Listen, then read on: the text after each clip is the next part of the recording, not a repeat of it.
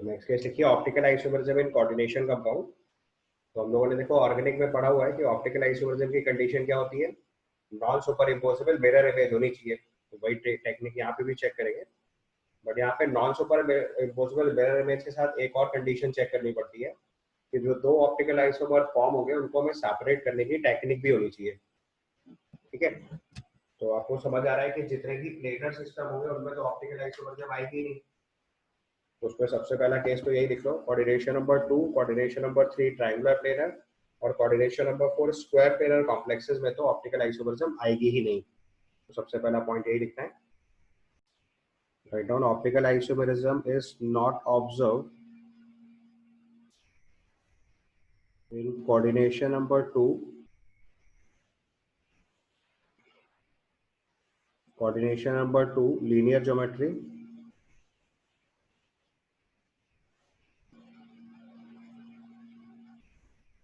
coordination number 3 triangular planar geometry,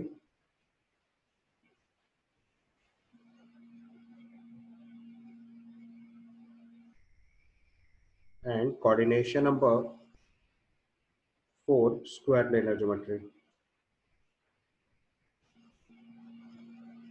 क्यों ऐसा हुआ? क्योंकि आपको ऑप्टिकल आइसोमरिज्म की कंडीशन पता है, non super impossible mirror image होनी चाहिए।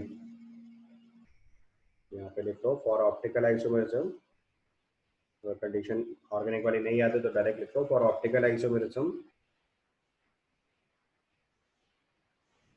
मॉलिक्यूल शुड हैव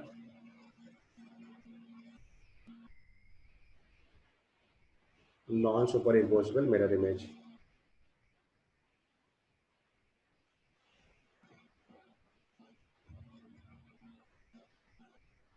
अगर किसी मॉलिक्यूल की मिरर इमेज उस पर नॉन सुपर इम्पोसिबल होती है तो it can show optical isomerism. तो कोऑर्डिनेशन नंबर 2, 3 और 4 तो ये प्लेनर सिस्टम है, तो इनमें सब में प्लेन ऑफ सिमेट्री आ जाएगी, तो उनकी mirror image certainly super impossible हो जाएगी, तो ये ऑप्टिकल आइसोमरिज्म शो नहीं करेंगे। अच्छा, अब कोऑर्डिनेशन नंबर 4 टेट्राहेड्रल ज्योमेट्री में अगर हम चारों लिगेंड डिफरेंट अप्लाई कर दें तो ऑप्टिकल आइसोमरिज्म आने की पूरी कंडीशन है, बट ऐसे कॉम्प्लेक्सेस ऑब्जर्व नहीं होते। रीजन इज क्योंकि ऐसे कॉम्प्लेक्सेस की जो मिरर इमेज है उसे आइसोलेट करने की टेक्निक नहीं होती हमारे पास।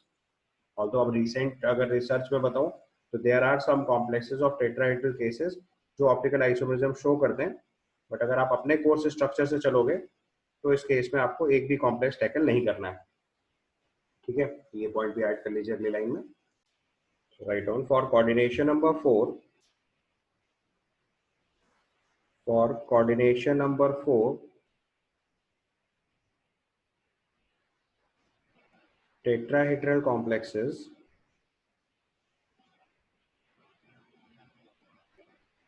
if all four ligands are different, if all four ligands are different,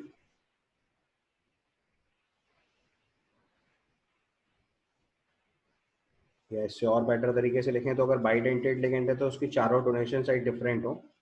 so if all four ligands are different, या ब्रैकेट में लिख लीजिए all four donation sides are different, तो इसमें बाइडेंटेड लिगेंड भी इंक्लूड हो जाएंगे। All four donation sides are different,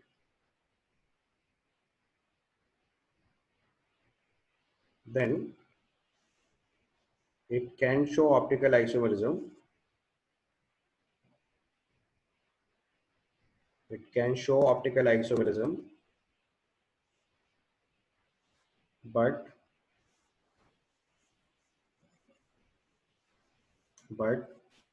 in this case optical isomerism is not considered. But in this case optical isomerism is not considered as for majority of complexes, as for majority of such complexes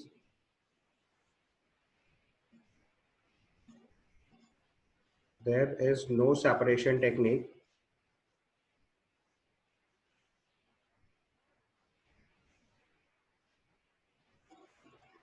there is no separation technique to get to optically pure form. There is no separation technique to get to optically pure form. यानी technically अगर आपके course के हिसाब से चले तो coordination number 2, 3, 4 में तो ऑप्टिकल आइसोमरिज्म आनी ही नहीं है। ठीक है, नेक्स्ट केस लिखेंगे कोऑर्डिनेशन नंबर 6, ऑक्टाहेड्रल ज्योमेट्री मे शो ऑप्टिकल आइसोमरिज्म। तो अगर ये चीज कोऑर्डिनेशन नंबर 4 के लिए भी लिख के आएगी तो वो सही हो जाएगा। कोऑर्डिनेशन नंबर 4 के केस में भी मे शो ऑप्टिकल आइसोमरिज्म एकदम परफेक्ट है। ऑलवेज शोज ऑप्टिकल आइसोमरिज्म, ये स्टेटमेंट गलत हो जाएगा। कोऑर्डिनेशन नंबर 6 के अंदर ऑप्टिकल आइसोमरिज्म आ सकती है प्रोवाइडेड आप ऐसा अरेंजमेंट लिखो जिसकी non super impossible mirror image बन जाए। ठीक है, क्लियर। तो देखो सबसे पहले मोनोडेंटेड लिगेंड से अगर हम स्टार्ट करें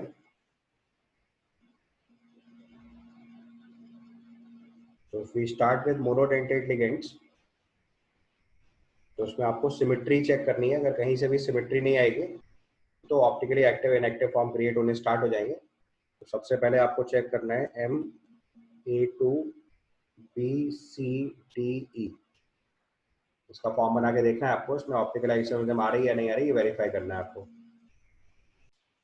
तो मैंने इसके टोटल स्ट्रक्चर्स पहले आपके लिए बना दिए। तो टोटल 9 स्ट्रक्चर्स बन रहे हैं। इन 9 स्ट्रक्चर्स में आखिरी वाले 3 देखो, उनमें सब में प्लेन ऑफ सिमेट्री अवेलेबल है, ये ऑप्टिकली इनएक्टिव है। और उसके पहले जितने फॉर्म बना रखे हैं सब ऑप्टिकली एक्टिव हैं। तो अगर आप इसके टोटल स्टीरियो आइसोमर लिखेंगे तो 15 हो जाएंगे। Total stereo isomer if you report, this comes out to be 6 into 2 plus 3 is 15। ठीक है, एक बार वेरीफाई करके देख लो, कुछ कंफ्यूजन हो तो बताओ। तो टोटल 15 स्टीरियो आइसोमर बन जाएंगे। पहले वाले 6 जो स्ट्रक्चर उनकी सबकी मिरर इमेज होगी जो नॉन सुपर इम्पोसिबल होगी। आखिरी वाले 3 में प्लेन ऑफ सिमेट्री है तो वो ऑप्टिकली इनएक्टिव फॉर्म हो जाएंगे। तो total stereo isomer if you report it will be 15। तो इसका अगला केस ले रहे हैं जिसमें 6 के 6 बाइट मोनोडेंटेड लिगेंड डिफरेंट है, MABCDEF ऑल 6 आर डिफरेंट। तो उसके लिए मैंने आपको पहले ज्योमेट्रिकल आइसोमर का कॉन्सेप्ट पिछली क्लास में सिखाया था। Total number of isomers will be 64, क्योंकि मैंने बोला था कि एक प्लेन के 4 सेलेक्ट कर लो आप कोई भी। स्ट्रक्चर के लिए मैंने बोला था कि अगर आप प्लेन वाले 4 सेलेक्ट कर लो तो automatically number of structures draw हो जाएंगे इसमें। तो इसके लिए अगर हम नंबर ऑफ स्ट्रक्चर्स लिखेंगे तो that will come out to be 64 यानी कि 15। और हर स्ट्रक्चर की मिरर इमेज डिफरेंट होगी क्योंकि इसमें कोई सिमेट्री तो आएगी नहीं। तो यहाँ पे टोटल नंबर ऑफ आइसोमर्स अगर आप रिपोर्ट करना शुरू करेंगे तो टोटल नंबर ऑफ आइसोमर्स आ जाएंगे इसमें 30। कैसे? जो 15 आइसोमर बनेंगे उनकी सबकी मिरर इमेज डिफरेंट होगी। तो चाहो तो ये बात और ऐड कर लो अलग से, all 15 have their different mirror image. ये बात ऐड कर दो यहाँ पे लिखिए all 15 forms have non superimposable mirror image. तो सब ऑप्टिकली एक्टिव फॉर्म होंगे, नॉन सुपरइम्पोजेबल मिरर इमेज। ठीक है, आप चाहो तो ड्रॉ करके चेक कर लो।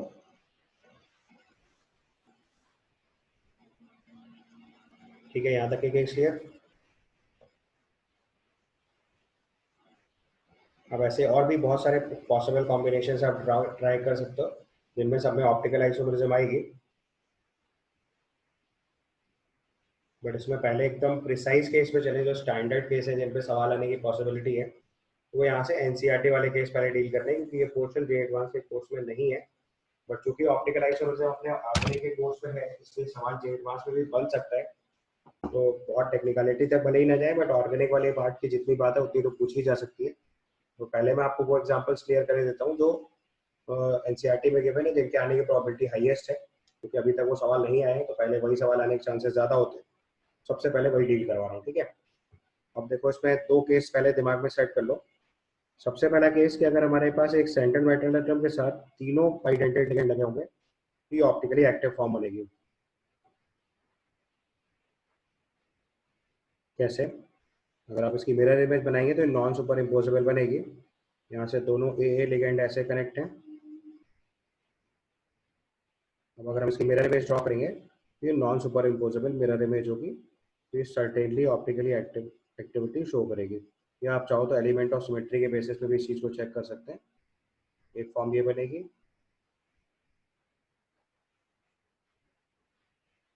ये आपका फॉर्म बनेगा। ये दोनों फॉर्म ऑप्टिकली एक्टिव है, एक केस। दूसरी पॉसिबिलिटी क्या होती है कि अगर हम दो बाइडेंटेड लिगेंड ले लें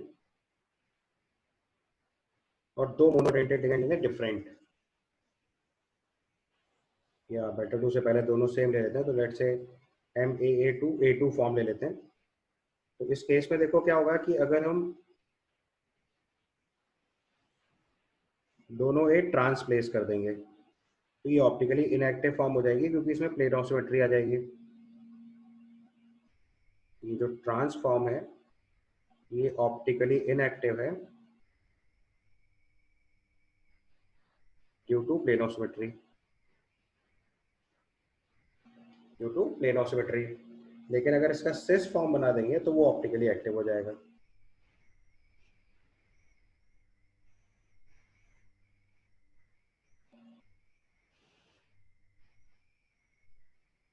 ये इसकी सिस फॉर्म है और ये ऑप्टिकली एक्टिव है। और अब अगर दोनों ए की जगह BC कर देंगे तो और आइडियल स्टेट हो गई, उसमें तो और भी कोई चांस नहीं प्लेन ऑफ सिमेट्री आने की, तो वो भी ऑप्टिकली एक्टिव फॉर्म हो जाएगी सिस फॉर्म में।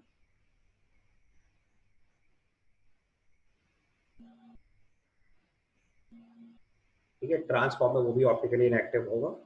उसका अगला केस लिख रहे हैं अगर हम लोग MAA2BC, उसमें भी ट्रांसफॉर्म ऑप्टिकली इनएक्टिव आएगी, सिस फॉर्म ऑप्टिकली एक्टिव आएगी। आप एक बार चेक करके देख लो।